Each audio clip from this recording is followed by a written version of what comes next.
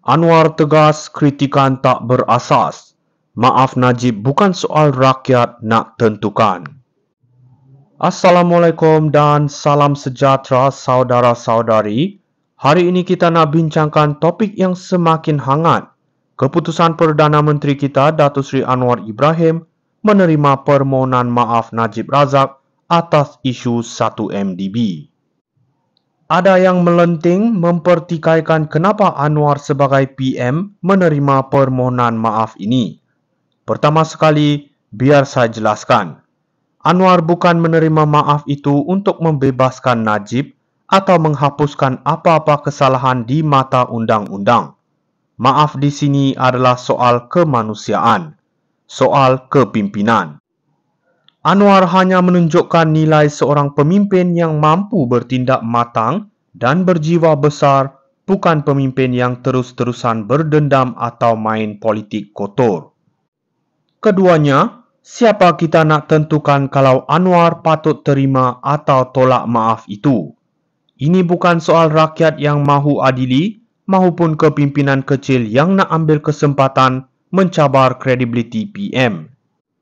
Ini soal integriti dan budi pekerti. Memang patut seorang pemimpin menonjolkan sikap berjiwa besar, terutamanya dalam keadaan kontroversi begini. Ketiga, Anwar sendiri sudah tegaskan, soal pengampunan, soal hukuman, itu semua bukan terletak di tangan beliau, tapi di bawah bidang kuasa mahkamah dan yang di Pertuan Agong. Jadi apa perlunya kritikan-kritikan melulu ini? Seolah-olah PM tak tahu apa yang dia buat. Ringkasnya, ini adalah contoh kepimpinan matang. Rakyat jangan mudah terpedaya dengan kritikan tak berasas yang hanya mahu cari kesalahan dalam setiap tindakan kerajaan. Anwar tegas kritikan tak berasas. Maaf Najib bukan soal rakyat nak tentukan. Assalamualaikum dan salam sejahtera saudara-saudari. Hari ini kita nak bincangkan topik yang semakin hangat. Keputusan Perdana Menteri kita Datuk Seri Anwar Ibrahim menerima permohonan maaf Najib Razak atas isu 1MDB. Ada yang melenting mempertikaikan kenapa Anwar sebagai PM menerima permohonan maaf ini. Pertama sekali, biar saya jelaskan. Anwar bukan menerima maaf itu untuk membebaskan Najib atau menghapuskan apa-apa kesalahan di mata undang-undang. Maaf di sini adalah soal kemanusiaan, soal kepimpinan.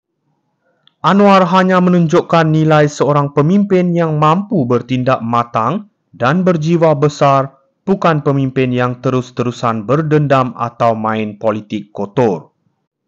Keduanya, siapa kita nak tentukan kalau Anwar patut terima atau tolak maaf itu?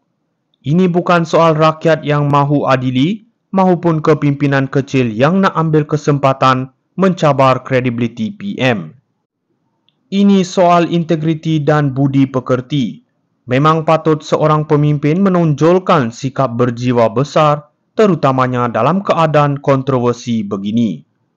Ketiga, Anwar sendiri sudah tegaskan, soal pengampunan, soal hukuman, itu semua bukan terletak di tangan beliau, tapi di bawah bidang kuasa mahkamah dan yang di Pertuan Agong. Jadi apa perlunya kritikan-kritikan melulu ini? Seolah-olah PM tak tahu apa yang dia buat. Ringkasnya, ini adalah contoh kepimpinan matang. Rakyat jangan mudah terpedaya dengan kritikan tak berasas yang hanya mahu cari kesalahan dalam setiap tindakan kerajaan. Anwar tegas kritikan tak berasas. Maaf Najib bukan soal rakyat nak tentukan. Assalamualaikum dan salam sejahtera saudara-saudari. Hari ini kita nak bincangkan topik yang semakin hangat. Keputusan Perdana Menteri kita Datuk Seri Anwar Ibrahim menerima permohonan maaf Najib Razak atas isu 1MDB. Ada yang melenting mempertikaikan kenapa Anwar sebagai PM menerima permohonan maaf ini. Pertama sekali, biar saya jelaskan. Anwar bukan menerima maaf itu untuk membebaskan Najib atau menghapuskan apa-apa kesalahan di mata undang-undang. Maaf di sini adalah soal kemanusiaan, soal kepimpinan. Anwar hanya menunjukkan nilai seorang pemimpin yang mampu bertindak matang dan berjiwa besar, bukan pemimpin yang terus-terusan berdendam atau main politik kotor. Keduanya, siapa kita nak tentukan kalau Anwar patut terima atau tolak maaf itu? Ini bukan soal rakyat yang mahu adili maupun kepimpinan kecil yang nak ambil kesempatan mencabar kredibiliti PM. Ini soal integriti dan budi pekerti. Memang patut seorang pemimpin menonjolkan sikap berjiwa besar, terutamanya dalam keadaan kontroversi begini.